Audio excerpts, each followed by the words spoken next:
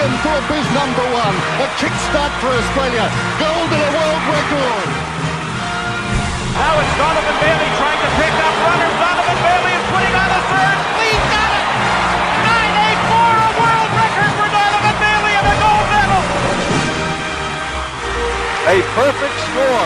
10.0 for Nadia Comaneci. A perfect score. The first time I've never seen this. So in over 100 years, nobody's won as many medals at the Olympic Games in any sport than this great champion, Michael Phelps. Usain Bolt sprinting ahead, winning by daylight and setting a world record, 9.68. The wind is okay.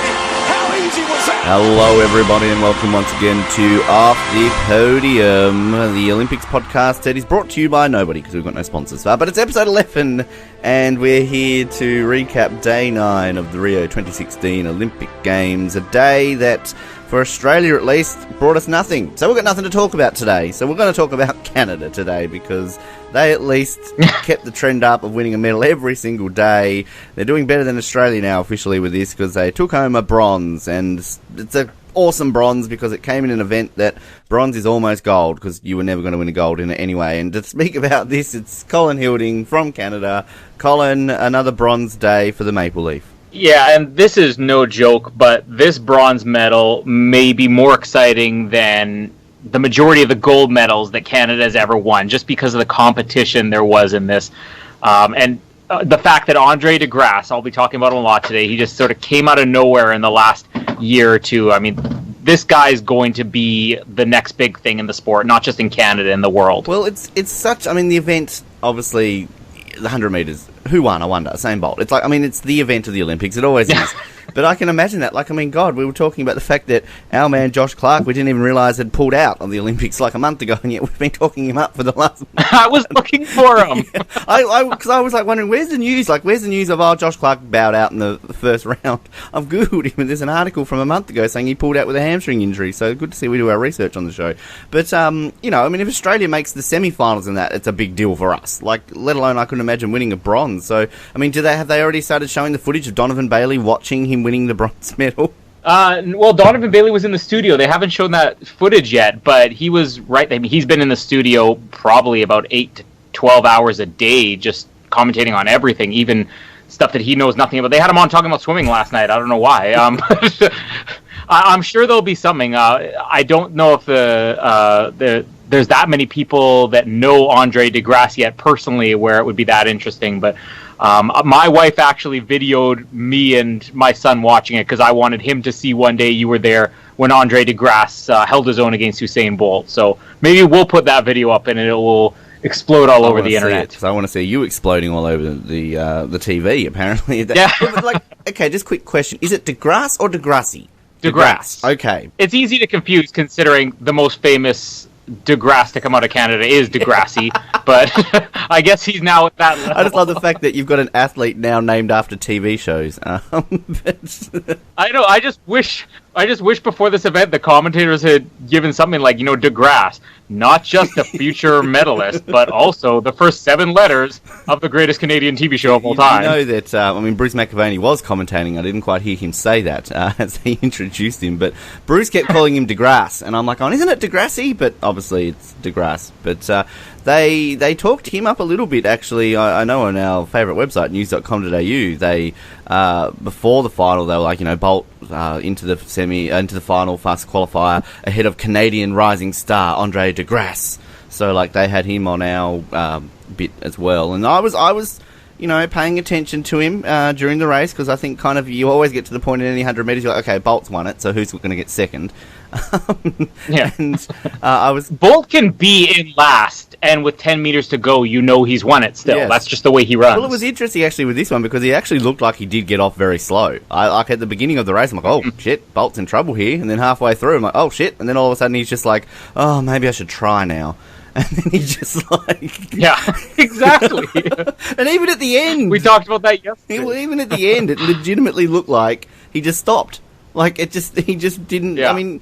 was the slowest time he's run at the Olympics. He's still under 10 seconds, but I mean, he probably could have run that in 6 seconds. Yeah, that's the greatest thing about him, is that all he wants is just his accomplishment. You know, this isn't a guy like, and I'm not slamming Michael Phelps for this, but this isn't a guy who wants to just run everything up. I mean, he wants to accomplish everything possible. He wanted to win a gold medal, then he wanted to, you know, win 2 gold medals, and now he wants to win 3, and he doesn't care about beating his world record times or anything.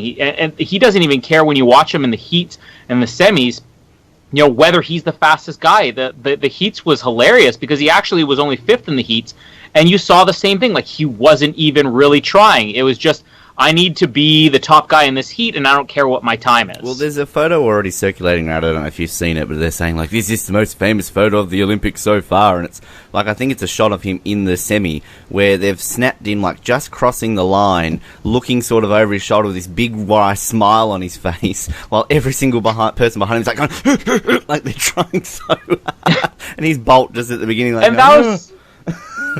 Yeah, that was my favorite moment of him from London, too, was, I can't remember if it was the 1 or the 2, it might have been the 200 meter, where he did the exact same thing. He sort of stopped and turned and smiled, you know, just to show off. And that's, like, it's funny, I've said this to a lot of people who aren't as familiar with, you know, amateur sports or the Olympics, and I've said that Usain Bolt is the closest thing this world has come to another Muhammad Ali, and they've laughed at me. But, like, as somebody who's seen this guy is the modern Muhammad Ali. I mean, he could have the entire world if he wants it. Well, let's be honest, we didn't even talk about this the other day when he had his press conference last week. He brought a whole bunch of Brazilian dancers to his own press conference. It's yes. Like, oh. You know, have you seen the Rocky movies? I think I'm one of the only few who hasn't. No, I haven't. Oh, okay. Well, Apollo Creed, who's like, I guess the enemy in the first 2 Rockies, becomes Rocky's best friend.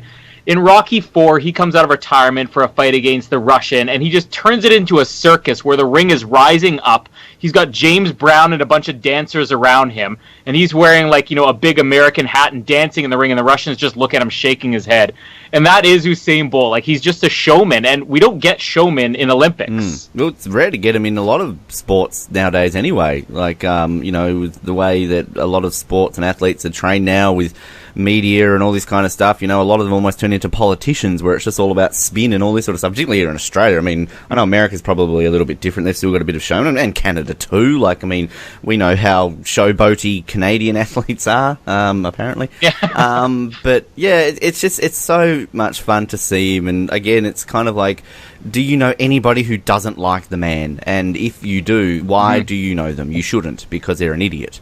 Well, you know. Justin Gatlin would be the only one, but, like, I don't know if we want to comment on Justin Gatlin. Like, I think everybody heard the boos that he got, and it's kind of fair. I mean, you know a bit about Gatlin's background? Bits and pieces here and there, yes. I mean, basically, he spent 5 of, I guess, the last 15 years suspended from the sport, you know, for drug violations. And I think everybody deserves a second chance, but when you've been busted twice in only 5 years, it was like 2001 and then again 2006, I really think the 2 chances, you should be out. You shouldn't be able to come back for 2 more Olympics after that. Yeah. And I think it's fair that he gets the boos. I like that he was in there, though, just because of the competition. We could honestly say this is maybe the most stacked lineup we've ever had for 100 meter. I mean, Johan Blake in 4th. I mean, that guy, if there was no Usain Bolt, he would be like the biggest sprinter on the planet. Yeah, and it's interesting kind of with that, because they made the comment too with Gatlin that obviously it's historic, you know, Bolt winning 300 metres in a row, never been done before. But I mean, Gatlin, he also has medalled in 3 100 metres. Obviously, you know, again, put a question mark over that a little bit, but you know, I mean, it's still something that's a big deal. I mean, I remember back Sydney, obviously the huge talk was all Maurice Green, all this sort of stuff. He obviously won the gold, and then he backed it up. He got a bronze in Athens, I think, from memory. So you know, I mean, he at that time was this huge big star and everything, and then all of a sudden Bolt's come along and just shat all over everyone. But it's, I mean, it's such an event. It's so, you know, like, I mean, even in Australia where, like, you know, we can talk up Canada now because you've just won a bronze. I mean, Donovan Bailey, you've actually won this event. Whereas Australia, like, I honestly couldn't tell you if we've even had a finalist in the 100 metres. I know Matt Shervington back in Sydney, his big goal was to make the finals of the 100 metres. That's it. He didn't give a shit if he was dead last in the 100 metres. He just wanted to make the final. And I think he made the semis from memory. Which, again, a big deal for Australia because we're not very fast people. I think only one Australian from memory has ever run under 10 seconds. So that's You're a lazy nation. Yeah, we are. Let's just say it. We like the water, okay? Like, we don't like having to run. It's too hot to run in Australia. That's why we're in the water, okay? But it's I mean, you've got this event that is like the biggest event of the Olympics. It's over in 9 seconds. Like, if only other events in our life could be celebrated for being over in 9 seconds. Well, think about it. You have, I think it's 6 heats, and then you have the 2 semifinals, and then you have this all together. Just the sport itself, you're looking at 10 minutes tops of real sport going on. And yet it was crazy that, we're waiting to record here, and the event had been over for half an hour, and they hadn't even cut back to the studio here. It was still just shots around the stadium of the runners celebrating and everything. And there was a really nice moment that we had here. And I think I mentioned earlier how I think Andre DeGrasse, and I think a lot of people are starting to see this guy is the future of the sport. He's the next Usain Bolt. Even Bolt seems to think that. Last year, Andre DeGrasse really broke on the scene in the Pan Am Games, but the Pan Am Games, even though countries like Jamaica and the United States are eligible, they chose to rest guys like Gatlin and Bolt because the World Championships were coming up like 2 weeks later. But Andre DeGrasse did gold in the Pan Am Games, came to the World Championships, did bronze ahead of Gatlin even. And there's this famous moment that still is brought up every time any of these guys race, where Bolt came up and interrupted the CBC interview and basically grabbed Andre DeGrasse and said, "I never saw you coming. This is the guy you have to watch." And they have another clip after the event's over, and Bolt is sitting there with his arm around DeGrasse, and you can hear the audio where he's basically saying, "I told everybody else out there, you need to watch this guy." And that's what's so exciting about this, is that Bolt's almost taken him as a protege. It's like, this is the guy I want to root for. I saw the footage of the year when they were doing the victory lap. He went up to DeGrasse and kind of put his arms around him and gave him a bit of an embrace. So, yeah, I mean, it's nice to see that. And, I mean, the victory lap, I mean, they showed that non-stop with us as well. And there's plenty of classic Channel 7 commentary, which I'll get to during that lap. But, yeah, it's amazing. And, I mean, the sad thing about Bolt, like, this is his last Olympics. He said he's going to retire next year after the World Championships. He is only 29 years of age. Now, Justin Gatlin is 34. So, like, Bolt could easily go to Tokyo and still be younger than Gatlin, who's just won the silver medal. I mean, we talked about this yesterday, I think, with Phelps.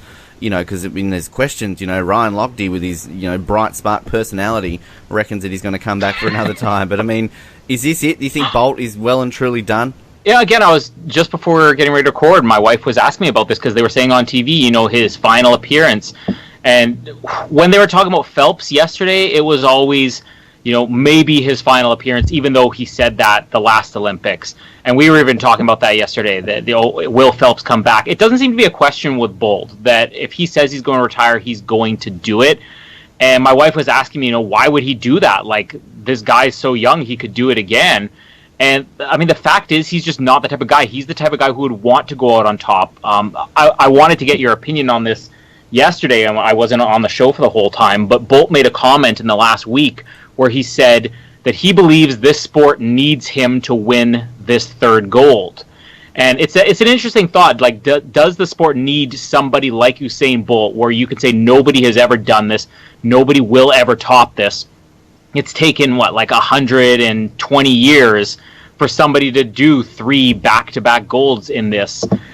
Did the sport need a guy like Usain Bolt? Like, if Usain Bolt had won silver here, would he go down in history? Would he be remembered? I mean, this is what's going to cement him in history, and I think that's really what he cares about. That's why he'll kind of showboat at the end, and he won't push himself. I mean, he's looking for that next benchmark. He's not looking for, I need to be faster than last time. And he'll definitely never compete again if he doesn't think that he's going to do gold again. I definitely think it did. I mean, athletics got a massive kick in the guts with the whole Russian debacle, and then, everything else that's happened. There was already talk basically with the Ethiopian 10,000 metre lady who broke the world record, that straight away, well, no, that's drugs. Like, I mean, it's a sad state of the sport that, athletics, I guess, has always had that tarnished legacy of drugs. It's kind of like cycling probably more so than athletics, but, that you're always going to question it. And I definitely feel he needed to do this. I mean, one of the commentators here, Steve Hooker, who, he won a gold in Beijing in the pole vault, he sort of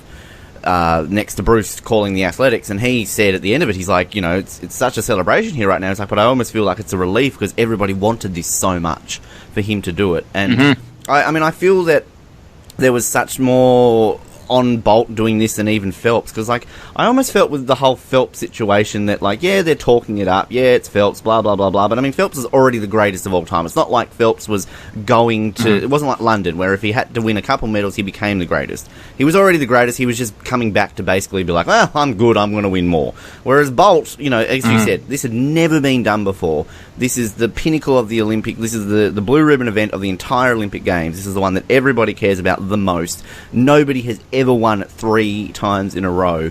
And, it goes back to that conversation that we had on that article when they were questioning who's greater, Phelps or Bolt, in terms of what they do. And, I think we all really came to the conclusion it's Bolt because, swimming and athletics, I think athletics is more open to the world than swimming. So, for a man to basically win the best event at the Olympics 3 times and be able to maintain being the fastest man in the world for 8 years that nobody's ever done before. It's an incredible feat, and the fact that he's more than likely going to do it in the 200 as well, leave with of hopefully a relay gold, be a 9-time gold medalist, never won a silver or a bronze. 100% record. Phelps can't even have that. Like, Phelps can have his 23 gold, but Bolt's 100%. So Phelps also competes in 2 to 3 times the amount of events every single Olympics that Bolt does. Exactly. And that's the other thing we talked about.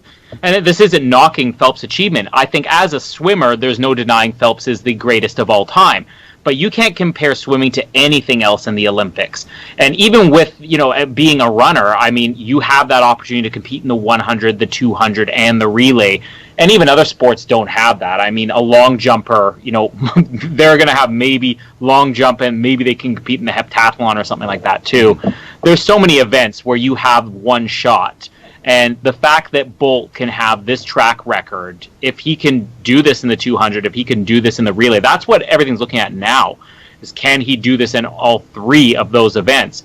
And I think him winning this one was the most important. If he does silver in the 200, and even if he doesn't medal in the relay by some incredible fluke, people will still remember him as the guy who three-peated as the gold medalist in the 100-meter. Exactly, and if it was the opposite, if he had gotten silver today and then gold in the 200, it probably wouldn't have been as a big a deal as the, doing it in the 100. I just quickly want to correct myself, just with the 100 metres. I've just pulled up here the list of the history of the Olympics. I question whether Australia had even made the final. We're a medalist in the 100 metres. How could I not know this? In 1956, in our home Olympics in Melbourne, the great Hector Hogan took a bronze medal. So they, Ben, do you remember where you were in 1956 when Hector Hogan? I was only minus 31. So my parents weren't even born yet. So, so I was not even thought of on a romantic evening. But in the women's 100 metres, of course, the great Betty Cuthbert won back in Melbourne. We went 1-3 in the 100 metres women in our home Olympics. Shirley Strickland, the great Shirley Strickland, got a couple of bronzes for us. Renee Boyle, Raylene Boyle, so not Renee, silver back in Munich. It's just Australian men that are super lazy. Yeah, exactly. It's the men. But apparently New Zealand have even won a bronze medal in the 100 metres. Back in 1924, the great Arthur Porritt won a bronze medal for New Zealand in the 100 metre sprint. So there you go. Wow. Yeah, it's a fascinating event. But it's sad that it's over now. What do we have to look forward to? 200 meter, 4x100 relay. Yes, true. Artistic gymnastics. Oh, rhythmic gymnastics. Bring it on. But, we've... Rhythmic sailing, that's still on. Synchronized sailing. But, we're going to talk so much about Bolt today because, it's probably a good day that Australia didn't win any medals and Canada got the medal in the event that we're talking about a lot because, we want to talk about Bolt, the greatest human being to ever breathe oxygen. So... Agreed. Usain Bolt for president of the world. Just, we're just going to have an election tomorrow. But okay, there were other Australians that competed that didn't win medals, which was everyone, because no one won medals. They all pulled a Campbell on day 9. Particularly, if we want to talk about pulling a Campbell, I almost want to call this pulling a Kookaburras, because this is ridiculous. This is, again, I've talked so much up our Australian hockey team, the greatest team to ever be a team in sport. The Kookaburras dominate everything. They win everything whenever they play, except the Olympics. And we've only ever won the one gold medal. That was back in Athens. We won that in an extra time thriller. Finally broke the duck. But we're out. We've lost in the quarterfinals to the Dutch. We lost 4-0. This is the worst we've finished in an Olympics since Rome in 1960. And the great... You should be ashamed of yourself, this is embarrassing. Jamie Dwyer, the great Jamie Dwyer, one of the greatest hockey players of all time. He's retired. He's gone. This is going to be a rebuilding phase for the Australian men's hockey team. We're going to suck. And not that we don't already in the Olympics, but... this would be like this would be like if the Canadian ice hockey team. I know you went like 50 years without winning a gold until 2002, but you've won basically all of them except for Torino since. This would be like if Canada still wasn't winning in ice hockey and you went out in the quarterfinals. This is a big deal to Australia, Colin. I mean, didn't you guys have like a national inquiry after Nagano into why you guys suck at ice hockey in the Olympics? Yeah, and we bribed somebody to let pro players in, and that's how Salt Lake City came around, I think. Yeah, exactly. My dad, who's just come home, just thought this is a weird little side note. He slid a note under the door while I'm recording, and he's written, "They don't do butterfly breaststroke, backstroke in athletics. Bolt is the greatest." That's true. I'm just glad it didn't say keep the noise levels down for a change. No, that was a while ago. Anyway, cycling. Just a word of note, I don't have a full list of all the Australian results, so if you're wondering how we went in like the wrestling, I don't know, because the AOC haven't updated me on that yet. Cycling, Matthew Glatzer, we said yesterday, was going for bronze. Well, he lost it. He got 4th. Third time, apparently, he's finished 4th in the Olympics. So that kind of sucks. In the Omnium, the men's Omnium, Glenn O'Shea, whose nickname is Mr. Consistency, is currently in 6th place. Clearly not that consistent. The greatest female to ever breathe oxygen on the planet, Anna Meares, after backing up with a bronze yesterday. Which, can I just point out, that is, I believe, her, 6th Olympic medal or 7th Olympic medal in total, which in the term of Australian Olympians, that puts her, I think, about 8th or 7th or 8th in the all-time list of most medals won by an Australian at the Olympics, and that hasn't really been talked up much here because she's not a swimmer, so apparently no one gives a shit. But she's... So who is number 1? Oh, Thorpe. Ian Thorpe. He just breathes and farts out gold medals. So wakes up in the morning, here you go, Thorpe, have another medal. Oh, another one. So, yes, but yeah, she's competing in the sprint, the event that she's won twice before. She's the reigning champion. Now, she actually got eliminated, but because cycling have these repechauges, which you can get back into the events. We discovered this yesterday, how somehow New Zealand got 4th and we got 5th in the women's team pursuit or whatever that was. She's back into the quarterfinals, so she won through after losing. And then Stephanie Morton got eliminated in the repechage, so clearly you're not as good as Anna Meares, Stephanie. Diving, no doubt you'll talk about how Canada went in this, Colin, because I know she didn't win a medal. I'm interested, but we got 5th and 6th, Madison Keeney 5th, and Essa Kin 6th in the 3 metres springboard. The water polo, this is interesting for Australia. We knocked off the Greeks 12-7 in a big result for us. And basically now, for us to make the quarterfinals, we need either Brazil to beat Hungary by more than 2 goals, or Japan to beat Serbia. If one of them happens, or even both, we go through to the quarterfinals. So, come on Brazil and come on Japan. We love you both. Golf, as we predicted, Marcus Fraser pulled a Campbell and choked. He finished 5th. Usually in golf that's called pulling a Greg Norman, but anyway, it's Marcus Fraser. He's pulling a Campbell. Synchronised swimming. Nikita Pablo and Rose Stackpole are currently 24th and last in the duet competition. But I have to mention the AOC, our friends who blocked us from their Facebook page on their app, love talking up the Australian athletes when they suck. So for Marcus Fraser, they're basically like, oh, how proud are we of Marcus? He led the competition. You know, he made a course record. He didn't win a medal, but we're proud. And then, like, with the synchronized swimming, I'm like, oh, you know, how are they going? And they've talked about, oh, Nikita and Rose did so well. They put their best effort in. Fantastic. They're coming last at the moment, but who cares? Like, you know, I think they're really trying to bounce back from the Campbell debacle at the moment in the Australian media. Equestrian, sad not to have Jared on the show today, even though he's boycotting the sport. Edwina tops Alexander. A clear show jumping round going into the finals of the show jumping. Better than the dressage. Shooting, our man Dane Sampson. Gee, he is the Michael Phelps of shooting. He's in like every event. But sadly, he's not winning like Michael Phelps. Him and Will Come on, Samso. What's wrong with you? Ridiculous. Him and Will Godwood did not advance to the final of the 50-metre 3-position rifle, which is a much more exciting event than the 50-metre 2-position rifle. And in athletics, I know we had other competitors, so forgive me for all athletics fans who want to know how our other athletes went. I've only got the women's marathon. Millie Clark was 18th, Jess Trengrove was 22nd, and Lisa Waitman, disappointing, only 31st. Only she made the top 30, Colin. I'm very sad for her. But how did Canada go today, you medal winners, you? Well, I think we mentioned Andre DeGrasse, bronze medalist in the men's 100 meter. I think that's going to be the big news for the next 6 days. Can we just talk about Andre DeGrasse every day instead? Okay. I'd be happy with that. Okay, let's just call this the Andre DeGrasse show here. We are on the podium now. That's what's important. We are back on the podium for the first time in 20 years after Donovan Bailey. That is the biggest deal. You mentioned the women's marathon. I wish I could have watched the whole thing. I probably would watch a whole marathon just because I'm getting into running those myself too. But Lanny Marchand, they made a big deal about the fact that she finished in 24th, which I guess was an impressive position for us. She finished in 2 hours and 33 minutes. Now, I've never run a full marathon yet.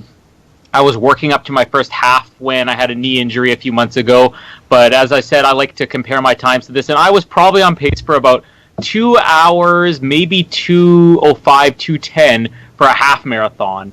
And the best Canadian in 24th place ran in 2 hours and 33 minutes. So aren't I embarrassing in my running here?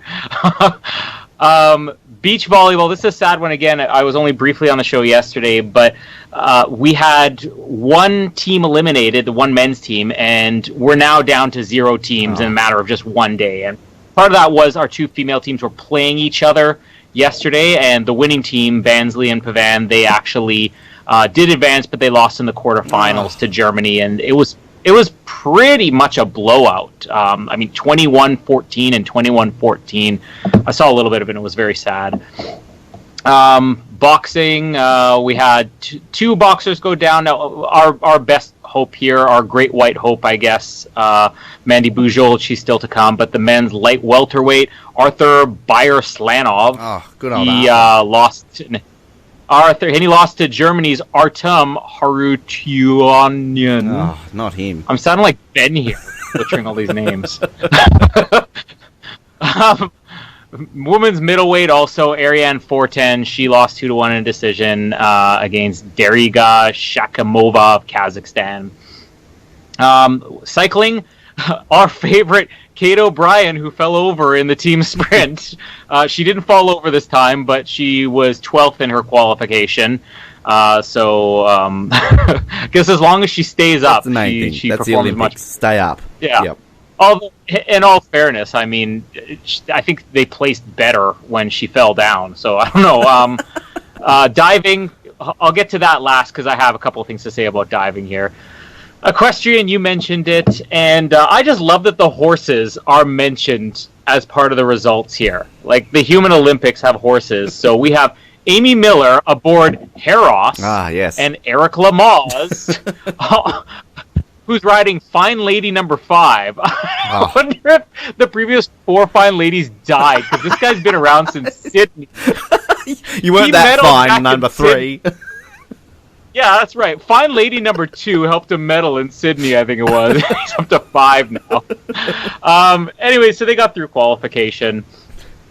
Team jumping, Canada's tied with 3 other countries for 3rd place, so that's impressive. Right.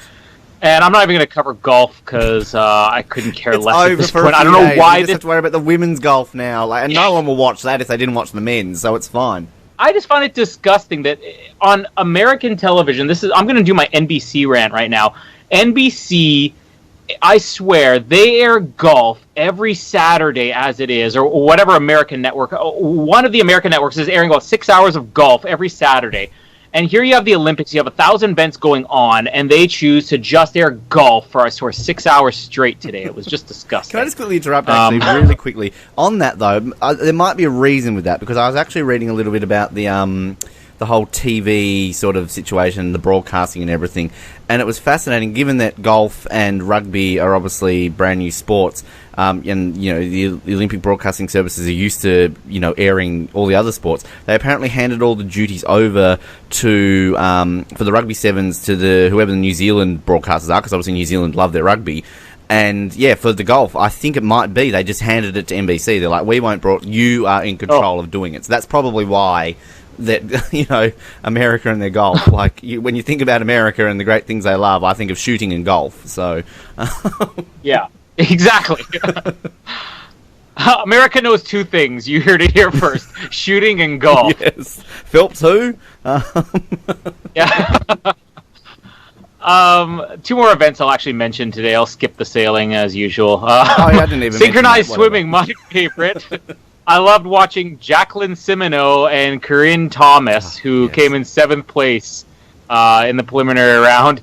I've seen some synchronized swimming before, and maybe it's just I always tune in halfway through, and I find it kind of funny to watch. But the fact, have they always done a dance at poolside before they jump in the water? Well, in my vast years of watching synchronized swimming, I don't know if I've ever seen them.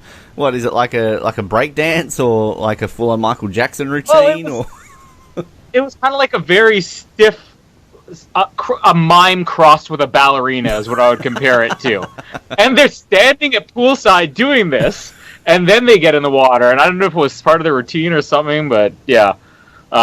Not a big fan of synchronized swimming, but I think it's worth it for... we have to do at least one live commentary, and if it's going to be anything, it's got to be synchronized swimming, I think. Of course. Yeah. The two big events today, the artistic gymnastics, Shalyn Olsen came in 8th place in the women's vault, which was actually quite an entertaining event, and of course Simone Biles won that one. And the diving, this is the one I'll save for last, and I'll say more on this later on, but we have our two divers, Pamela Ware and Jennifer Abel, who just missed out on medaling in the synchronized dive in the 3-meter. Again, just missed out. Pamela Ware was 7th place. Jennifer Abel was 4th. I'm disappointed that Abel didn't win, but at the same time, when you hear the stories of the people who did win, I think that it's something I can live with. But even so, I think diving's, as I said, it's probably become my favorite summer sport right now, just behind the 100-meter, 200-meter, just the athletics. So I was very happy with the diving today, despite the fact that Jennifer Abel lost. Well, that's before that we had Penny Alexiak come along now. Now it's all swimming. Like it's... That's right, yeah. Great White Hope. And pretty soon it's going to be synchronized swimming for Canada. Yes. You know, when Penny Alexiak and Emily Overholt actually get an act together and start doing breakdancing poolside, then we'll have some medalists on our hands. You know, I can't take any sport seriously now unless they do a mime cross with ballerina dance prior to it. Like, until Usain Bolt does that before 100 metres, he's not good in my eyes. Sorry, Usain. I take back what I said about you being the greatest living human being ever. Take a leap from synchronized swimming. You mentioned actually the beach volleyball because I was interested. I know we had a team in the quarters, but I think at the time of recording this, our Aussie team are due to play. They're probably playing right now, as far as I know. Borden and Clancy, they're up against the Americans. So we win that, we can go into the semis where we'll no doubt lose to Brazil. So we won a gold in Sydney in the beach volleyball on Bondi, the famous victory for Pothas and Cook. So. Yeah, anyway. Now, the other events, before we get to sort of looking at the actual winners, obviously Bolt, I've written here, Bolt. I don't know if they showed it on your foot. I mean, you said they were, like, airing the victory lap for, like, 100 years in a row. But, like, they showed him, like, obviously they just had the medal ceremony for the heptathlon, and they quickly cut to Bolt, like, obviously going up to the medal winners, including your Canadian, I forgot her name, but it looked like she got a quick selfie with Bolt with a bronze medal around her neck. I don't know if you saw that. Saw that too. Yep. Yeah, I mean, again, I think it would have been nicer to show her going up and congratulating Andre DeGrasse before she's up. She's like, it's Usain Bolt, selfie! I just love the fact that maybe Bolt just loves Canadians. Like, he's like, oh man, another Canadian. Like, just go up to her. Well, I mean, we heard the controversy yesterday with Brianne Tyson-Eaton's husband, Ashton Eaton, cheering for her with the Canada hat on. Yep. And now all of a sudden she's out there like, Jamaica, Jamaica! I mean, it's just... That entire family, they just hate their own nations. I think that's what we've come to the bottom of. Stuff our bronze medalist. Where's the same Bolt? But I was thinking quickly too, I love the fact that you've got the mascot. We've barely talked about the Rio mascot. What is it? Vincius? I don't even know how to say it. It's a weird looking, what is it, a bear or a rabbit? What is it? Like, what is the mascot? I have no idea. I'm trying to read about it here right now. I like the name of the Paralympics mascot. It's just called Tom. I can pronounce that one. Tom just looks like a pineapple or something like that. All right, Vinicius design represents Brazilian wildlife, combining the agility of cats, sway of monkeys, and the grace of birds. So this is some weird-up hybrid that they've created in the pool of the diving. They've just shoved a cat, they've shoved a monkey and a bird in the green water, and you've got Vinicius.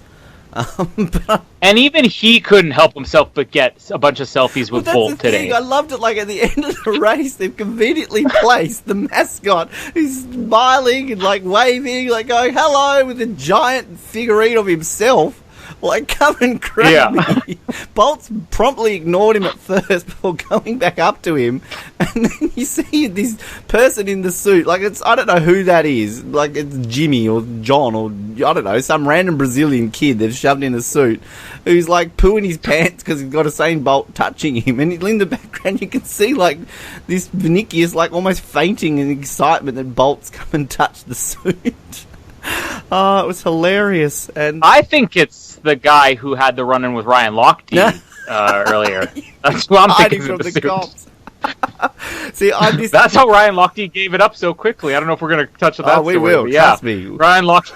Trust me. We're not letting Lochte Ryan go. Lochte's like, it's some type of symbol of Brazilian agriculture and birds and cats. I was robbed by a weird yellow thing. But I'm disappointed that like this isn't a trend in all of the Olympics. I think Bolt was with the weird London mascots, whatever they were. But my favourite Olympic athlete mascot's Izzy from Atlanta. That weird thing. Yes. I don't know if I ever saw the Donovan Bailey pose with Izzy. Can we recreate that? Can we contact... I mean, you're friends with Donovan now. Can we, like, contact CBC, somehow go to the Atlanta Organising Committee of the Olympic Games and then to dust off the Izzy mascot, which they're probably burnt and never want to talk about again, and get a photo. We just need to Photoshop it or something. Everybody, seriously, Google Izzy from the Atlanta Olympics. I don't even know if they know to this day what it was. Good news. What it reminds me of? What does it remind you of? I keep bringing up The Simpsons here, but you know that, and I'm not saying it's from The Simpsons, but there's that parody in The Simpsons where they replaced Itchy and Scratchy, and it was like an educational thing. I'm not garbage. Yep. I'm an amendment to be. Yep, It's like one of those cheesy, like 70s. Educational cartoon things. That's what Izzy was. Yeah. Well, I'm just reading here. It was an animated character with the ability to morph into different forms, which was a departure from Olympic tradition that did not represent a nationally significant animal or human figure. So, like, the last time, this is why America hasn't hosted the Summer Olympics in like 20 years, because the last time they created a mascot, it was just basically they were bored. Oh, let's create like a weird thing that does shit. If Los Angeles wins the Olympics in 2024, I mean, what do they put up as a mascot? Like a racially divided cop? Like, I mean, I don't know. Like, we're keeping it current here and off the podium. I don't know. I'm scared for what the Los Angeles mascot could be in 2024. Anyway, good news for day 9. Despite the fact Australia didn't win any medals, Canada won a bronze, New Zealand didn't win any medals either, so we could be happy. Right. That's good news. Colin's still on the train of hating New Zealand. We've taught him well. What else happened today? Tennis, the medals. Obviously, Rafa was out in the semis, didn't make it his way. We talked about that yesterday. But my man Murray, he took it. Sorry, he won the gold. He beat Del Potro. And yeah, Nadal didn't even win the bronze. Nishikori won it. So he has to be content with his solitary gold in the doubles. Good news, though, in the tennis, our man Jack Sock, who sadly knocked off the Canadians for bronze in the doubles. He got a mixed doubles gold with Bethany Matek-Sands. Good job, Socko. Socko, yes. Venus Williams was in that final. She lost that one, so no good news for the Williams. And my girl Martina Hingis and her Swiss partner lost to Ekaterina Makarova and Alina Vesnina from Russia. Now, I knew I'd heard Vesnina's names before. She won the tournament here in Hobart about 2 or 3 years ago. I got to interview her. So you're welcome, Vesnina. You won gold because I interviewed you. You're completely welcome. But the results, there were a lot of gold today. But so obviously Bolton 100. Now this is another big one which we haven't even mentioned. The 400 metres. Wade van Niekerk from South Africa took that gold world record, broke Michael Johnson's 17-year world record, and I believe the first ever runner in the 400 metres to win from lane 8. And yeah, Bruce and Tamsin Lewis were going off. Tamsin Lewis was like crying almost in that commentary box seeing him break the world record. So good on you, Wade. In the women's marathon, Jemima Sumgong of Kenya took that one out. In the women's triple jump, Catherine Ibaguin from Colombia won the triple jump. I can't get into the triple jump, Colin. The long jump's fine, but who at one point turned around and said, let's make the long jump more interesting by adding a hop, skip, and jump to it as well as, Who does that? When I was in school, I was like an average runner. I was the world's worst high jumper. The one thing I had going for me was that I was... You didn't go up against me, Colin. I think I was the world's worst high jumper.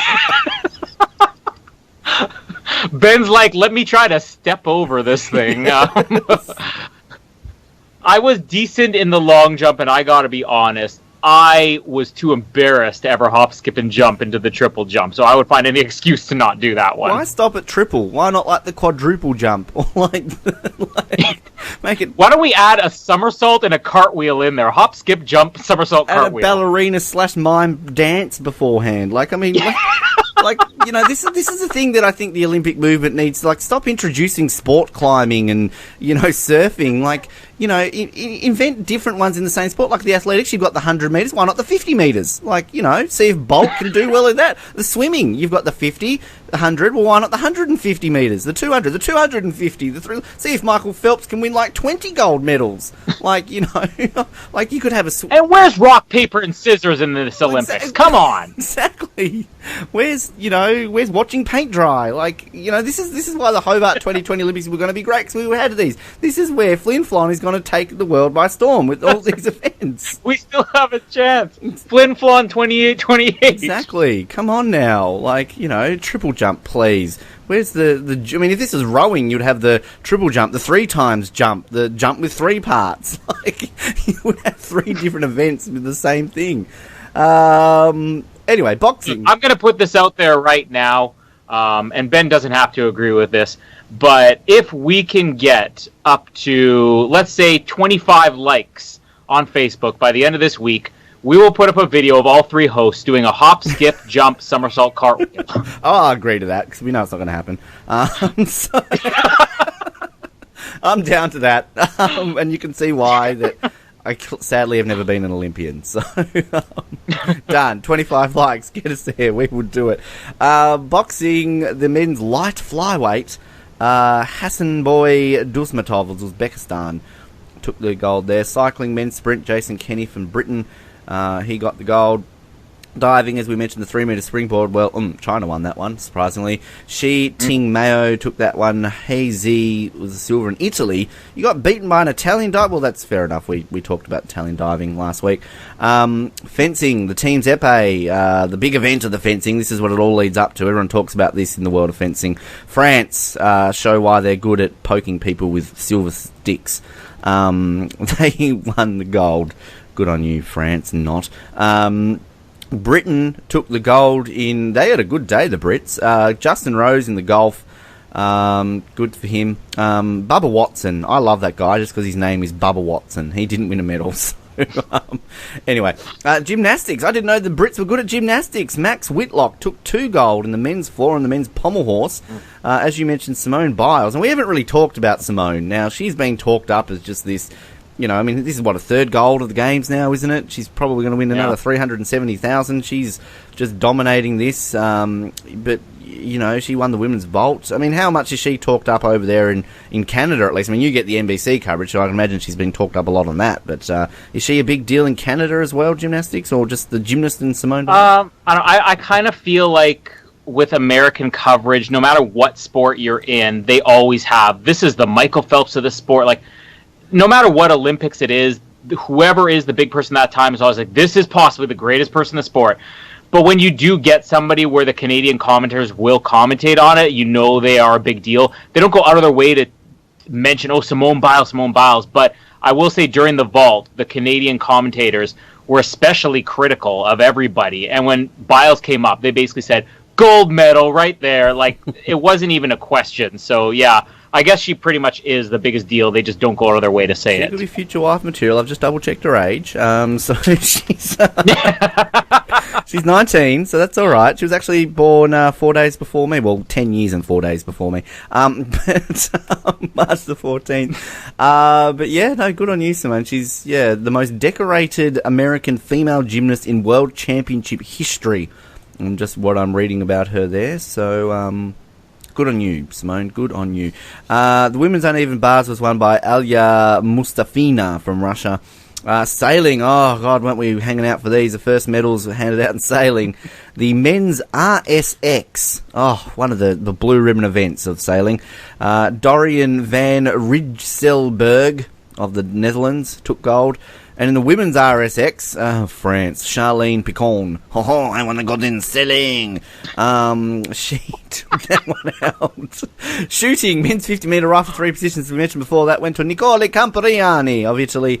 Tennis, as we said, Murray gold for Britain, Russia, Makarova and Vesnina in the doubles. And mixed doubles, Matik Sands and Sok for America. Weightlifting, the 75-kilo plus category for the women, won by Meng Su Ping of China.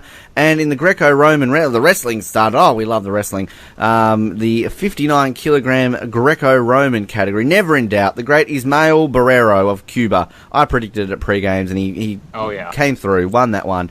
And in the Greco-Roman 75-kilogram, they're slightly chubbier than the 59-kilo folks. Roman Vlasov of Russia beat Denmark's Mark Madsden. Isn't he an actor? And you know what?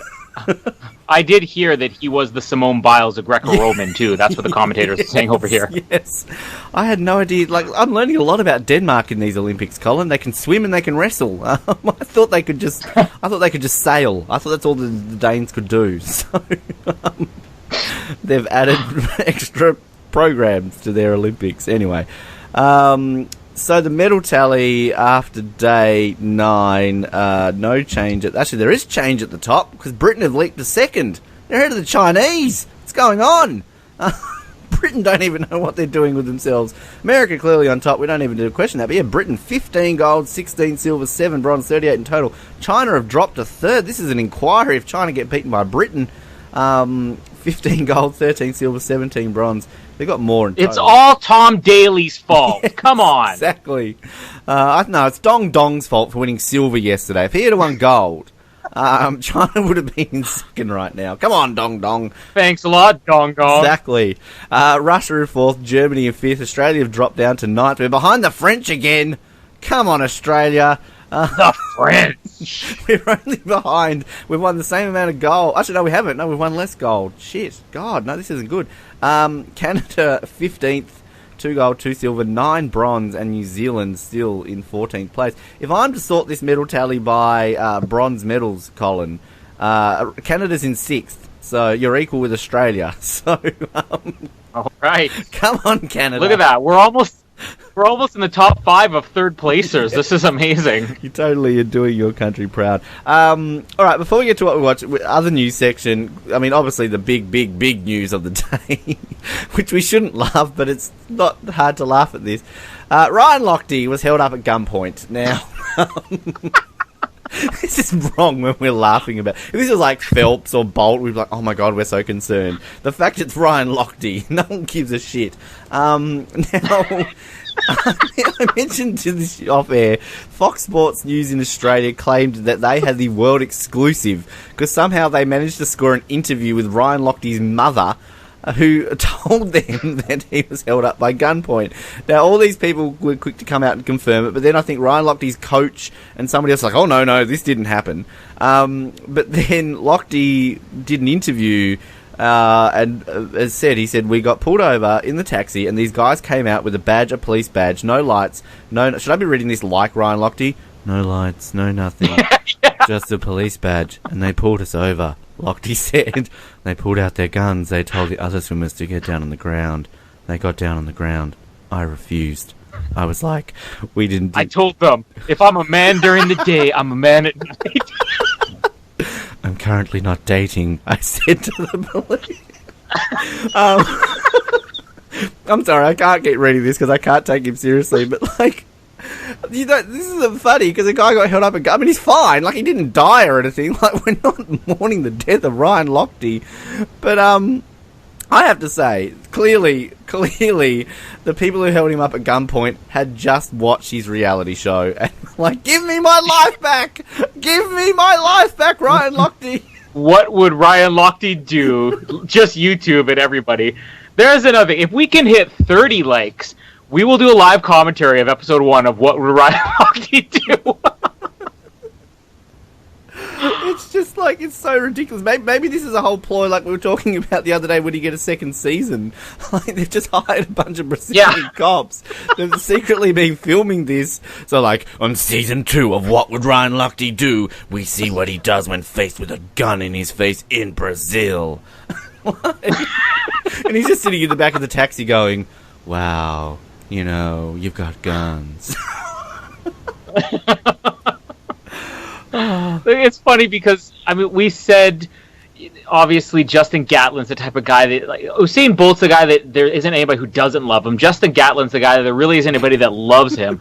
Ryan Lochte's the guy that you can make any joke in the world about and people will just be like, yeah, it's probably true. I mean, he's that guy. It's almost amusing how... what would even be the word to describe him? A douche. that might be the closest. He literally is an amazing human being. That's all I have to say. The photo they've got in this article is like the shot of obviously when he won the relay. So you've got Phelps and the other 2 American swimmers, and they're all kissing their medals.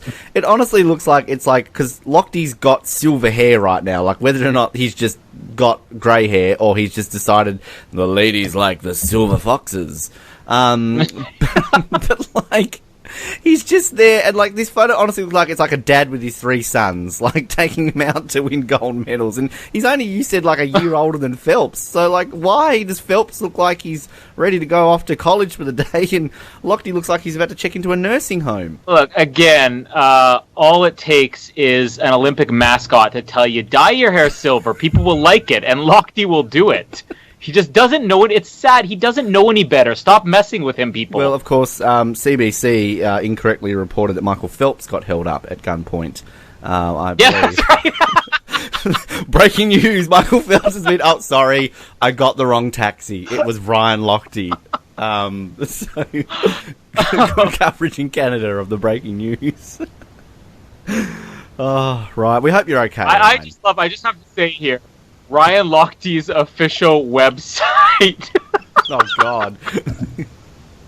So, I mean, first of all, online orders, please allow 4 to 6 weeks for delivery. I could buy something off of Amazon and have it here tomorrow. What can you buy off the Ryan Locthe website? Just the Ryan Locthe website says, 12-time Olympic medalist, 4 world records. Ryan Locthe is considered by many to be the best swimmer in the world. Is he? Really, like who? In a world that Michael Phelps doesn't exist? Exactly. I'm here right now. What can you buy? You can buy Ryan Locthe Hardcore. Is that a book or is that porn? Oh, it's a workout DVD. The Ryan Locthe workout DVD, another live commentary for Off the Podium. Oh my God, I'm wondering what you can only buy. There's only one item you can buy from the store, and that's the Ryan Locthe workout DVD, which takes 4 to 6 weeks for delivery. I'm going to be so much fatter by the time it gets here. No, it's because Lochthe's like chartering a cab to get there. He actually delivers reason it to why you. it takes 40... Yes, he delivers it to you. Yeah, that's right. He's that on himself. I will personally deliver it to you. I can click on contact. Oh, can we send Ryan Locthe a message? It's just a form. Please allow 4 to 6 weeks for delivery to Ryan Locthe. That's what it says on his Twitter, too. Please allow 4 to 6 weeks for a retweet. He's been held up at gunpoint. Please allow 4 to 6 weeks for a reaction. He donates. I just love that Ryan Locthe himself retweeted Pop Sugar's 30 shirtless photos of Ryan Locthe that will make you scream, "Ja!" He retweets this. Oh my God, Ryan Locthe, you're an idiot.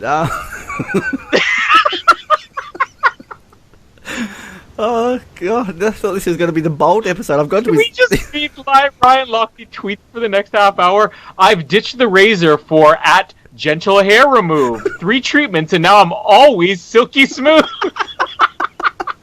I found his Instagram page and there's a picture of him and Matt Lauer, and he looks older than Matt Lauer. Photo of him with Matthew McConaughey. Wow. Oh, there is a picture of him, I guess, when he was getting his hair bleached silver, whoever told him to do that. I can see that now. But, like, seriously, like, when you get your hair dyed, like, for the most part, it looks like there's, on his Instagram page, he's got a picture of him getting his hair coloured, and right below it, there's a picture of him, like, with his London gold medal around his neck, looking all, like, stern, and, like, I mean, all jokes aside, he's an attractive guy. Like, good on you, Ryan. Like, you've let it go to your head a little bit. That's why. But, like, him getting silver hair, like, adds 30 years to his appearance. Like, and honestly, he's like he probably is starring in the Ryan Locthe biopic, and he's probably just starring as his dad as well as himself. So, that's why he's doing it. He's trying to go for that Anderson Cooper look? Like, what was his thinking? Yes, he looks so much older. It's not even a remotely close thing to being older, but... Oh God! If there's any more, seriously, you're a lady or a man and you're into Ryan Locthe and you want to see a shirtless picture of him like every day, follow him on Instagram. My goodness, Jesus! And he will retweet other people's shirtless pictures of him, so you'll get double the shirtless Ryan Locthe. And it will take 4 to 6 weeks for your follow request to be approved on his Instagram page. Yeah, that's right. Get cracking now, and you might get in there before Tokyo. Anyway, we're nearly an hour into this episode, and we have barely done anything except about Bolt and Ryan Locthe. What did you watch today? Ryan Locthe and Usain Bolt. Yeah. What else did you watch? Today, I mean, the diving, I watched that in its entirety, obviously. The vault, I did watch that, and there was a moment in that I love sometimes when there's a tradition in a sport that really makes no sense, because when you get into gymnastics and they're doing something like an artistic routine, they have to be smiling the whole time. When they're doing something like the vault or the bars or the rings or something like that, they have the most intense look on their face the entire time, except for right before they do the routine. It's mandatory that they wave their hand in the air and put on the biggest, fakest smile you've ever seen for about 0.5 seconds. And I just loved how all these people have game face on, and it's like, ta-da! And then, all right, back to game face. Like, it's just a ridiculous thing to watch. But I did enjoy the event still, and obviously the track and field all evening, which was basically the semifinals and then the finals, and then 30 minutes of walking around the stadium, kissing babies, and high-fiving mascots. Well, it's funny, actually. I believe that Usain Bolt's victory lap when he just walked around the stadium was still faster than Josh Clark's personal best in the 100 metres. So that's how good Australia does in the 100-metre sprint. So Yeah, I watched the athletics. I caught the golf again just because I'm so thrilled for the golf. Actually, there were people. Oh, you got NBC over there too. Nice. I think we get the BBC because they're very British. It was funny actually. There were people showed up to the golf today because they showed like the volunteers in the background, obviously ushering people along to like each different hole. Surely you must buy the exclusive golf pass at the Olympics, get access to 9 of the 18 holes, and I don't know. But one thing I have to say about the athletics, we talked about the swimming introductions, almost the wrestling style. This is what Bolt's done for athletics. It's just the cockiness of the introductions, and they kind of have that camera in the face, and they do their little pose or their little stance or whatever. Like, again, Michelle Jenneke, I talked to her up beforehand. Don't know if you had a chance to look at her pre-race little jiggle that she did that she got all famous on the internet for. If you didn't, you're looking it up right now, because she'll do that when the 100-metre hurdles come on, and she doesn't need to win a medal. That's enough to win everybody's heart. But there's something about the athletics introductions. I think they need to do this more so in like the equestrian now that sort of seeps into other sport. Like, here's Berto on Pretty Lady number 12. Like, does like the Generation X suck it on his horse, or like the Michael Phelps, like, little pushing up his hands, or the Bolt silence, like, shh, I'm going to do so well in equestrian. Sad thing is, Eric Lamaze did try that in equestrian, and that's what happened to Fine Lady number 1 through 4. Oh. She just couldn't handle the swagger of his dance, or just pulled the whole dance routine of the miming and ballerinas, or see Ryan. Can you answer what is Michelle Jenneke doing here? This thing is going on longer than the event. They're not cutting away from her. Because are you looking at her? Do you want to cut away from her? Well, it's just funny. I'm just wondering, because I'm watching this on mute. Are they introducing the other runners, and she's still like, dun, dun, dun, dun, dun. I don't even know. Like, no one in Australia knew who she was until this happened. Like, she won a silver medal at the Youth Olympics in Singapore in 2010, and I think this came out like a year later. Because, of course, all countries celebrate their Youth Olympic medalists. But I'm still waiting for the Senior Olympics. Ryan Lochte's going for that. But this is going to be her first Olympics, Michelle, because we obviously don't have Sally Pearson. She's pulled out. And she's legitimately not a chance for a medal. I think she's aiming to make the semis.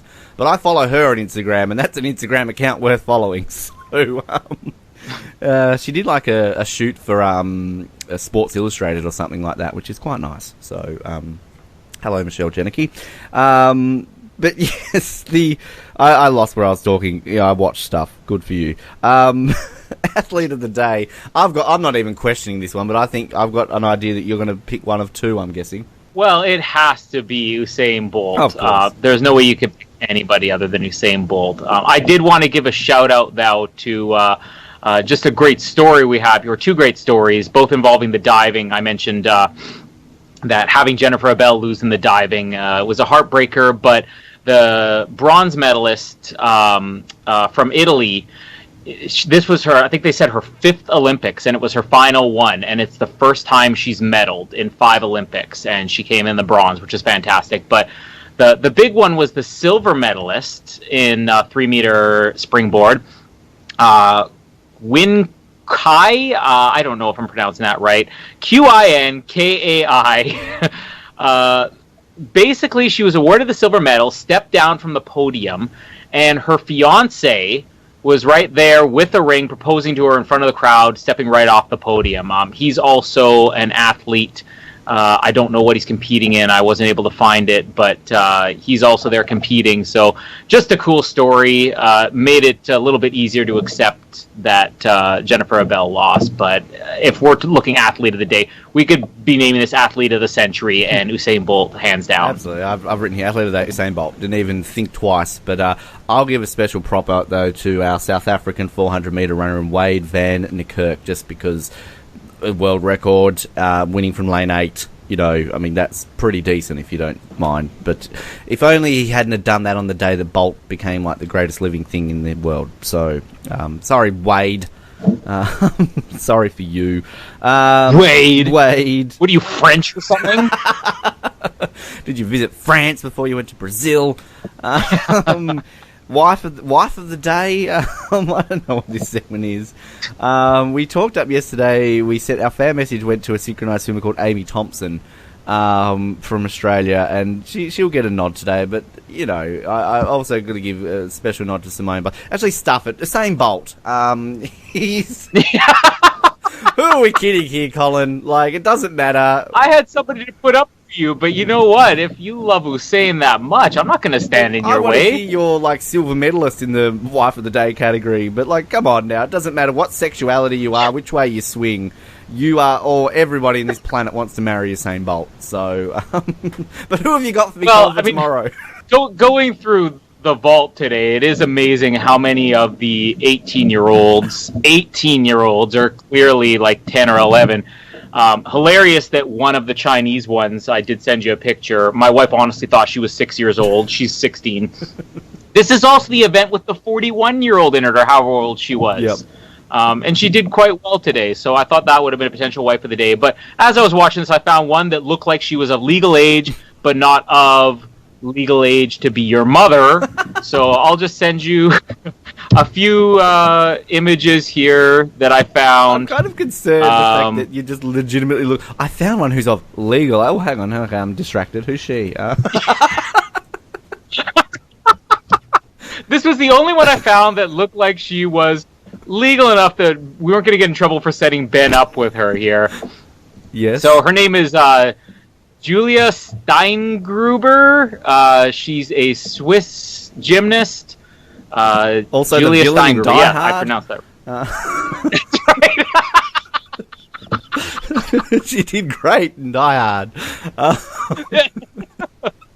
But that would be my nominee for wife of the day for Ben. Okay, let's be honest here, Colin. This is your excuse to have your wife of the day, but can't admit it because I'm actually married and Jamie's looking at me. So, but absolutely. Hello, Julia. She's a bronze medalist too. So, you know, that's a good conversation at the dinner table. Hi, Mum, Dad. This is an Olympic. What sport? Real gymnast. Oh, that's good. Have a seat. That's right. Help yourself to some potatoes. Absolutely. Wow. Okay, then we're going to be looking at her for a little bit this afternoon. Sorry, Usain. No, stuff you. Go back to your golds. I want my bronze from Swiss. See, and how appropriate would that be if, like, we're at Subway and they say to me, "What cheese do you want on your 6-inch?" And I'm like, "Well, I get a lot of cheese Swiss on my 6-inch already, so let's put the Swiss on." No, that was wrong, Ben. I took that to a place that went too far. Moving on. I can't even speak. I can't believe I said that. Do we still have edit points, or is this live yet? Well, if you're listening to this right now and you heard it, Channel 7, maybe this should be CBC, shit, I don't know. Off the podium, shit. Was there any CBC moments today? Did they start going, Donovan Bailey winning the gold in the 100 metre? Oh, wait, hang on, it's Usain Bolt. No, the closest was yesterday. I don't remember what it was. They gave the wrong name 3 times they gave the wrong swimmer trying to say who won a medal. I don't even remember what the event was in, but they mentioned the third place and then the second, and then they mentioned then the first, so they finally got it. So I just think at this point they need to fire the Canadian. This is what's great, that Canada is finally doing good in the pool again, because the way that CBC works, I don't know if it's the same on 7 or 7 Mate, but we have one real commentator, and they're always paired up with a former athlete who's kind of the expert. Yes. Is that the way that you have it there? Yep. Okay. So ours, the guy who has been screwing up left, right, and center, I'll actually read off his info here. This is how he's an expert. So he was a former swimmer who represented Canada in the 1972 Summer Olympics in Munich, Germany. He placed 6th in the final of the men's 100-meter butterfly and also competed in the preliminary heats of the 200-meter butterfly, but did not advance. Wow. So our expert, his experience goes back, what would that be, 44 years, in which he placed 6th in one and competed in the preliminaries. So we need to put Byron McDonald out of his misery. Let's get Penny Alexiak in there. Let's get Ryan Cochran. He's retiring now. Get somebody in there. We need somebody who at least has competed within the last 40 years. Donovan Let's at least Bailey. narrow it down to that. Donovan Bailey with everything. Donovan Bailey. That's right. We had him on sitting there talking about swimming last night just because he's Donovan Bailey, and that's what you do when you're on Canadian television. You put Donovan Bailey on for everything. Next year we're getting Wayne Gretzky just popping up like, he's our Olympic expert. Wayne Gretzky's here to commentate on Eric Lamaze and Fine Lady number 12. And now we cross live to the sailing with Jim Smith and Wayne Gretzky. Oh, this reminds me so much of winning no medals at the Olympics because I'm Wayne Gretzky. Yeah. But, yeah, no, we have that too. We have the experts. I mean, like, we actually know who the experts are in the swimming and the athletics, whereas, like, you know, the judo, they don't even know they don't know what's going on, I think, for the most part.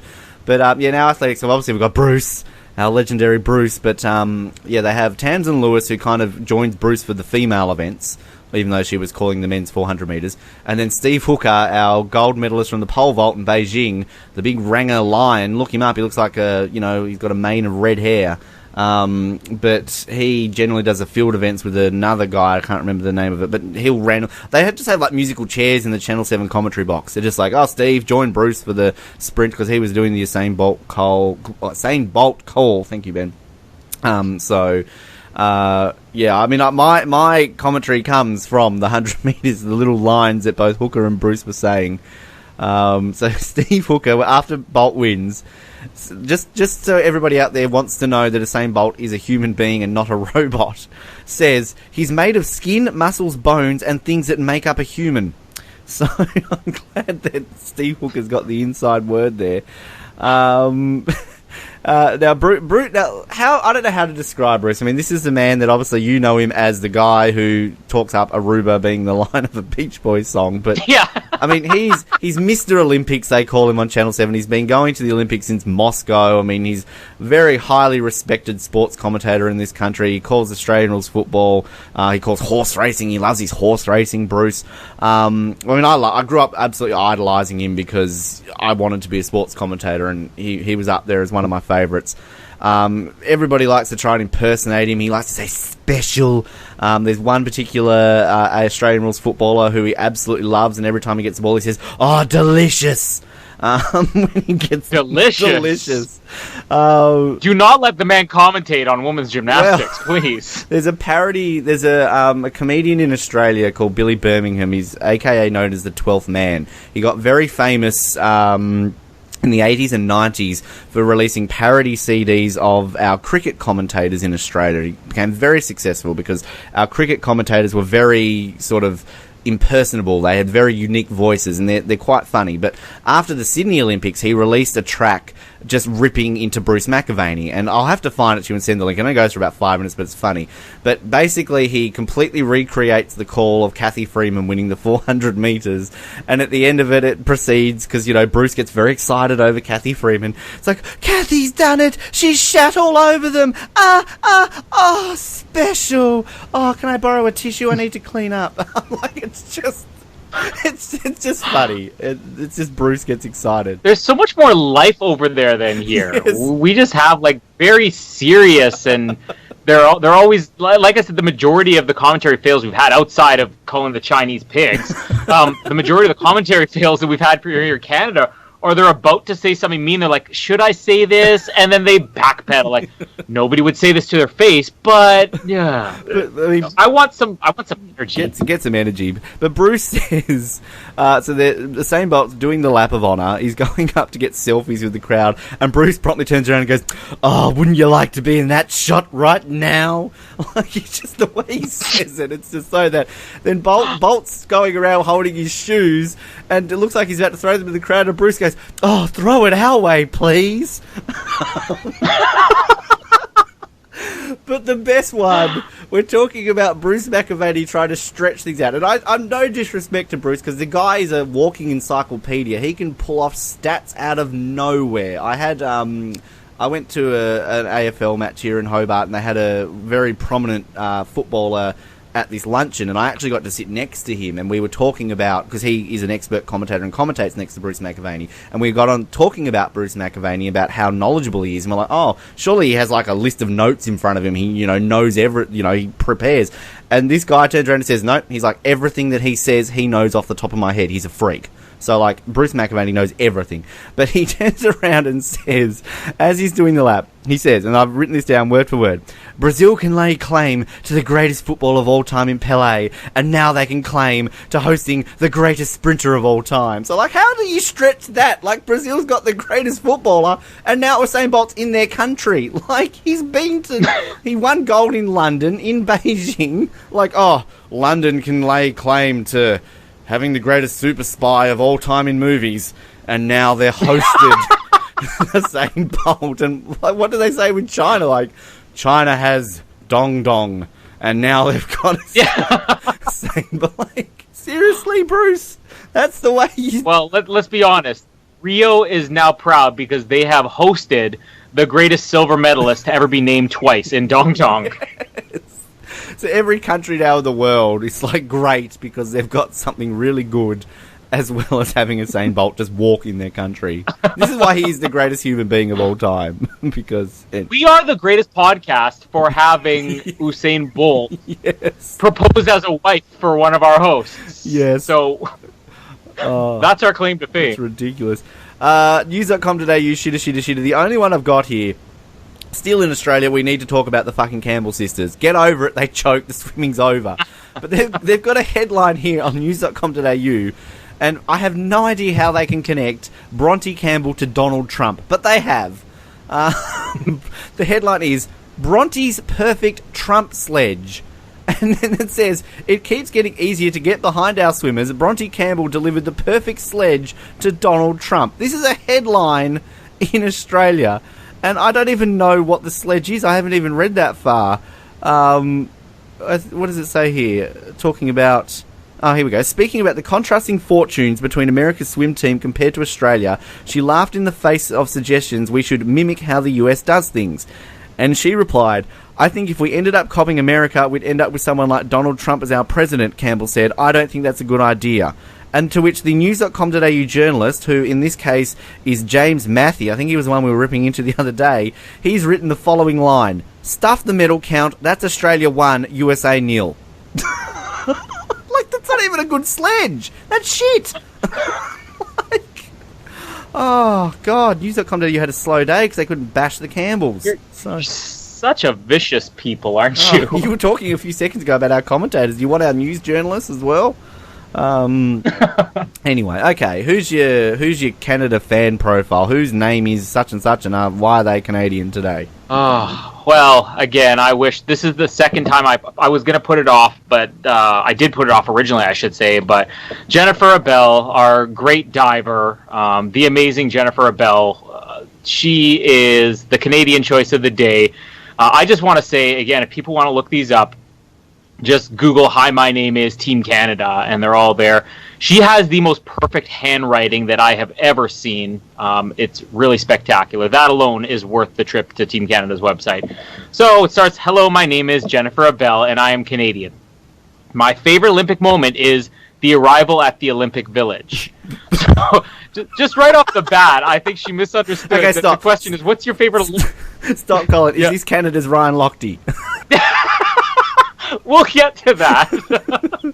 But, I mean, the question, everybody else has answered it with, what is your favorite Olympic moment? Oh, I remember seeing Mark Tewksbury win in Barcelona. I remember Donovan Bailey in Atlanta. She says, I like arriving in the village. So she's thinking as, what is your personal favorite Olympic moment? Maybe a little too literal there. I like using the toilets. If I could choose any Olympic host city, it would be Montreal. I know she's from Quebec, at least. I don't know if she's from Montreal. In my spare time, I most like to have a glass of wine. When you continue on this profile, you're going to realize that that's very true. Draw a picture of yourself. She has drawn a picture that looks like the most accurate stick figure of her you've ever seen, with two giant bumps right around her midsection. I think she's very proud of one feature on her body there. I was supposed to say bottom of her body there. Lumps, so if you've seen the diving, it's pretty accurate. The weirdest instruction a coach ever gave me was, stop thinking. Which is also the opposite of what the instructions that Ryan Lochte's coaches give him. Ryan, think. My favorite. What's that mean? My favorite workout is talking, which is actually surprising to me. Because in her interviews, I swear, it's like over in 2 seconds. Like, she never says a lot on camera. No. I'd like to... Maybe we need to get her boozed up to get her talking or something. We'll see more about that later on. If I could have lunch with any one person, it would be my grandmother who passed away in 2007. So is this God. posthumous? She's the only person who can hold a conversation with her. Hello, Nan. What's that you say? Oh, you're still dead? Okay. My favorite sandwich is a Calabrese sandwich. I guess that's what her grandmother had. I love this. Google the picture. Draw a picture of a Canadian animal. She drew a smiling cat that says meow with 2 exclamation marks. This comes right just to the right of an elephant she started drawing, didn't finish, and crossed out entirely. What's an elephant? Is this like the Canadian bunnies that I don't know anything about? The bunny hugs. I'm gonna send it to you. Just scroll down until you see the picture. Well, I don't know if it's quite as good as yesterday's one where the fencer guy that we had basically drew a picture of a moose that you didn't know was a moose until you saw the speech bubble that said moose. Yeah, I saw that one. Well, this one's great because she put underneath, there's the meow, the cat, and underneath it she put hashtag cougar. It's really a spectacular piece of work here. Oh, God. If I could have any superpower, it would be see in the future. The best candy in the world is Little Peaches. I actually do love those Little Peach candies. They are my favorite, too. I love this. As a kid, my favorite sports team was my brother's baseball team. She's a huge sports nut, isn't she? If she can only think of her brother's baseball team. I'm looking at this profile now. I'm looking at the draw a picture of herself. It looks like Princess Leia with a saggy boobs or a very round bottom. Yeah. This is Princess Leia, Force Awakens, or Jennifer Abel, age 23. Yes. Oh my goodness. Her favorite sports movie, I love this, Cool Runnings, probably one of my favorites of all time. One, yep. Yeah, I don't know if this is probably the wino in her talking. I don't know what this is. What would the coolest Olympic medal look like? It looks like a bottle on a string, and it says hashtag Veuve Clicquot. Is that like a wine or something? Shall we translate that? Yeah. How's our French going? You live in a country where French is your official language. Come on. It's only mandatory we take it for 8 years. Let's see we're both what this is. doing it. Widow click. What? Veuve Clicquot. It is a French champagne. Oh, okay. So the fact that this is, again, where maybe gets a little bit sad that her ideal Olympic medal is a bottle of booze on a string that she could wear around her neck. In Montreal, man, like Ryan Locthe and I are just going to drink our medals. She is so much better than Ryan Locthe. I lost the profile here. Can you find it? I'm on it still. I'm thrilled by this. Okay, got it? I missed. I was googling Veuve Clicquot and I missed it. Well, I've got it here until you find it. If I could live anywhere in the world, it would be somewhere not too far of my family. Now, I will say she spelt two T-O, not T-double-O, and it doesn't even make far sense. Of my family. Somewhere not too far of my family. Yeah. What? She's really gotten... Between when she started this and finished, she's seriously tanked at this point. Either that or like the Canadian diving team need to go back to school. Learn some grammar. I'm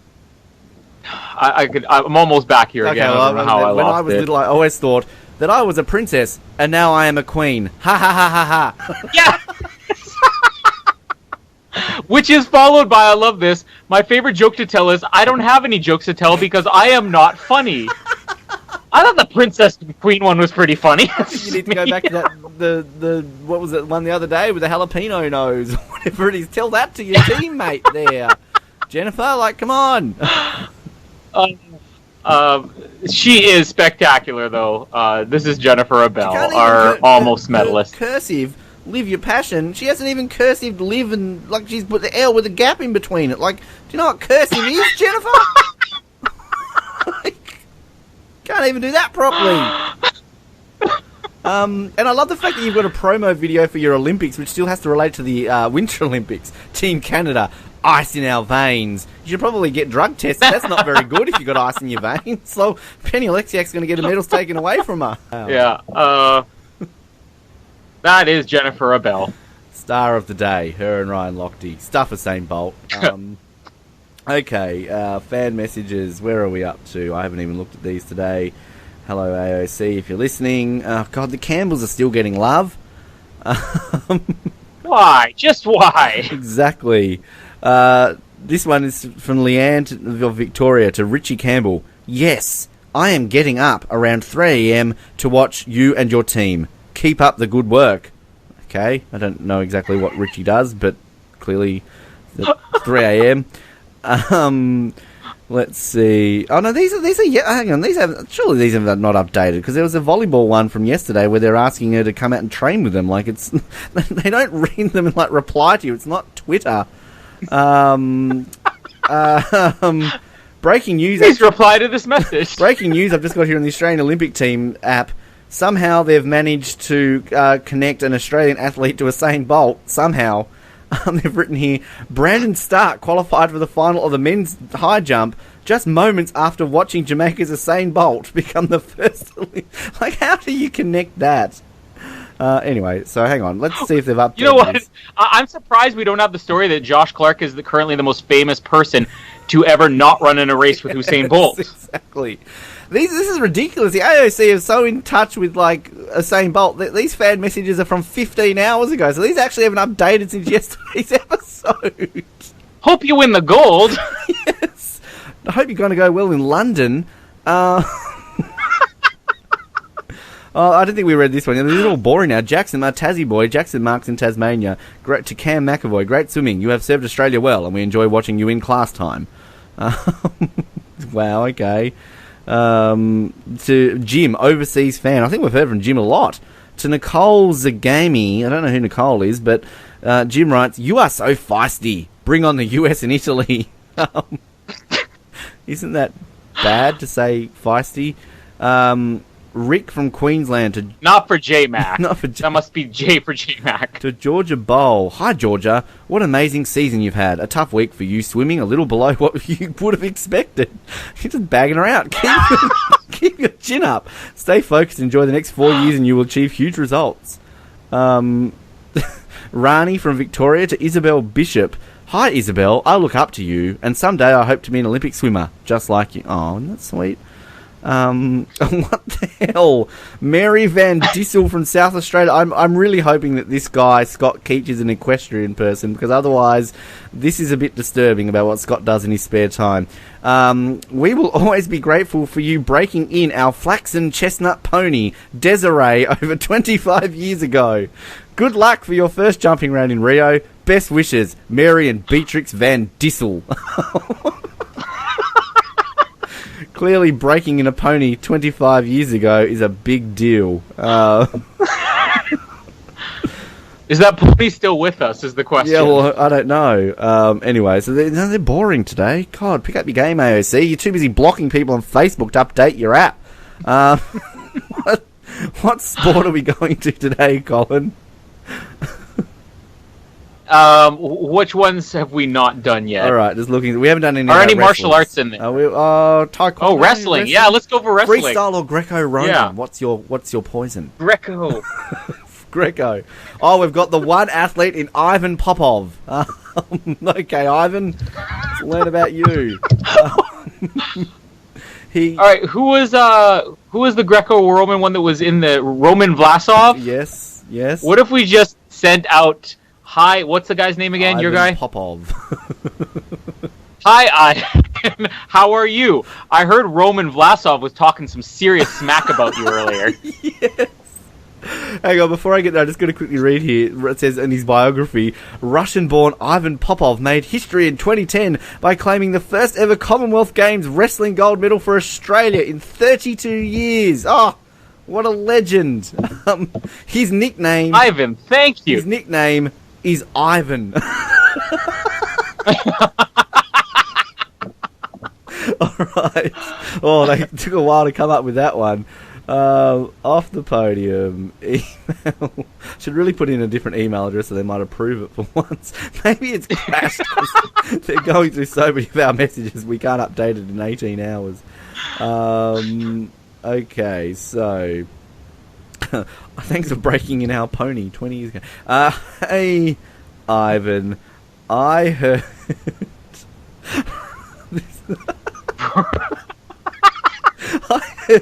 apparently Vlasov comes up as autocorrect as classic. I heard Roman Vlasov was talking serious smack about you. What do we had after that? Is there even anything else to add? You should... ... Hit him with a chair.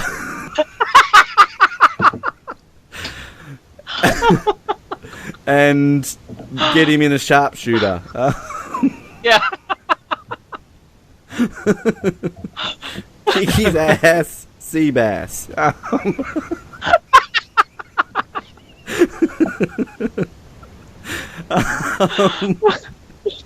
Okay, there we go. That's one of the day. Come on, Ivan. Do it for Australia. We will never be unblocked, will we? I'm going to get a phone call later on today. Yes, hello, Ben. This is Sam from the AOC. How are you? Stop talking about us. Alright. So day 10 is upon us. That's sad in a way because we're past the halfway point. This isn't good, Colin. This time in a week, the closing ceremony will be here. No, we can't do it. We're double digits now. This is where it's officially almost over. Well, it's a slow day actually. Only 17 gold. We've had 3 days in a row with over 20, but we're back to 17. So big news though. The canoe sprinting starts today. Oh yes. Alongside the marathon swimming. This became a thing in, was it London or was it Beijing that became a sport? But I guess it should be a sport. It was London. When's the triathlon? Maybe, the triathlon's right at the end. That usually is at the beginning. Anyway, so we have medals today in wrestling. Come on, Ivan. Weightlifting. What else do we have today? Yeah, marathon swimming, obviously. Sailing. I think actually we've got a guaranteed medal today, Australia. Tomorrow, whatever.